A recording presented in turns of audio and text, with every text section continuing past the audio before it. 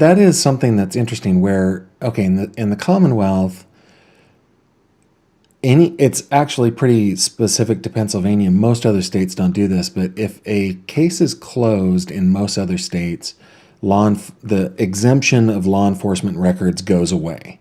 But in the Right. Commonwealth of Pennsylvania, the exemption never expires, right? So, Sandy, what you just said is they're saying that Ellen did this to herself, but then they're saying, and we have evidence about it, but you can't see it. We're going to hold it right here. You can't see it, right? But there's nothing that prohibits them from releasing that information. The right to know law doesn't make that prohibition. It just makes the exemption if they want to, I guess, use it, right? Hmm. Well, there are a number of cases, as you're well aware, Gavin, and those records will be subpoenaed. Something I'm interested in, aside from Ellen being a what I'm going to call a homicide victim, she was an abused woman, excuse me. She had various bruises on her body, which they noted and they never did an investigation about. Does that mean even if somebody is abused and there's an abuser out there, we don't bother because the person's passed away? We don't do an investigation. That means there's an abuser someplace out there, doesn't it? Yeah. So, for my viewers, if you guys want to go over to my website, gavinfish.com, go to the Ellen Greenberg case page, and you can see. I'm not gonna show them here, but you can see basically their 3D renderings based on the autopsy photos that actually show clear as day that Ellen had bruises all over her body. And then Dr. Osborne did note in the autopsy that there were bruises in various stages of But they don't resolution, do anything about it. right? But now, did you guys have any indication that Ellen was receiving these blows that caused these bruises? Was there any indication that you would have In seen? fact, if you know something about abuse of women, the abused person takes the position that she is wrong and who's abusing her is right, and that's why she's being abused. This is the way I understand it. I'm not a psychiatrist or psychologist, but that's what I've learned in these past 12 years. I may be wrong, and if somebody wants to correct me, that's fine. But that's what I understand. And the stronger the abuser speaks up for who's abusing her, that means that's the abuser. It's not just my he's my friend. He's my best friend. I love him dearly. He does everything for me. I can't live without him. That's the abuser. This way I understand it anyway. So Ellen, again, there will be people watching this that don't know the fine particulars of the case. They haven't watched all the coverage, and you guys have had coverage all over the place. You've done a very good job of keeping the case front and center in people's lives who are interested in this sort of thing.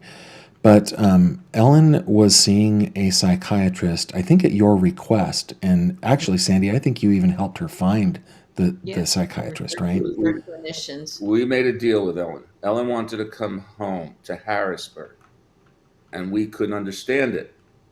And I wanted two things. We wanted somebody to tell us what had happened that was not right about our daughter, because we knew something was not right, and I wanted to preserve the job. I mean, it may sound trite to everybody now, but going back with what the knowledge we had, which was not very much, that's the way I was thinking. Help my daughter. If we can preserve the job and she doesn't have to leave it, how's she gonna get another job? Yeah. So, I mean, these are just pretty standard parental concerns, right? That talking with your child about decisions that they're making, as they're, and Ellen was 27, but, she's really kind of stretching her wings still. She's graduated, she's got a good job. I've got a 22-year-old daughter now, Kimberly and I do, and so I'm starting to feel, even I'm 47, my parents still feel that same way about me, right? They're always We understand concerned. that, Gavin. We know you're a little weak. No, okay, no kidding. I'm I'm an old guy, and my parents have plenty to be concerned about. But I mean, that never goes away, right? Even at 27, she wants to Well, come home. You guys sit down and Right. by phone, and you're reasoning with her, thinking this through, right? Mm. we had no understanding. We had no reason to believe there was a problem. Basically, we thought it was, she was happy. She was in love. we may have had our own reservations or not had reservations about the fiance, which I'm sure every father will have. But she was happy, and that's what I wanted. I want my daughter to be happy and have a long, healthy, happy life, hopefully with this one mate like I've been fortunate to have, and that's what I wanted. And she was happy. Until she wasn't, right? Did it just kind of come out of the blue? I thought um, I was not familiar with the signs of domestic We abuse still weren't. and still don't know enough about it. I didn't ever think that was a possibility. I mean, I always told her, to don't let anyone hurt you, touch you. Tell us if there's a problem. I would tell her, when the babysitter came, that, you know, she would come after we got home. She always, was, we had good communication. So I just didn't We never suspected anything. suspect it. We never had a clue. We never suspected anything. There was no reason to, we thought. Yeah. I tell all my friends who have children, male or female, tell them if somebody hurts them, they should come to you. That's what I do all the time now. We were not fortunate in having a daughter possibly because of that. It's one of those hindsight's 2020 and what have, should have, could have. We knew nothing about it.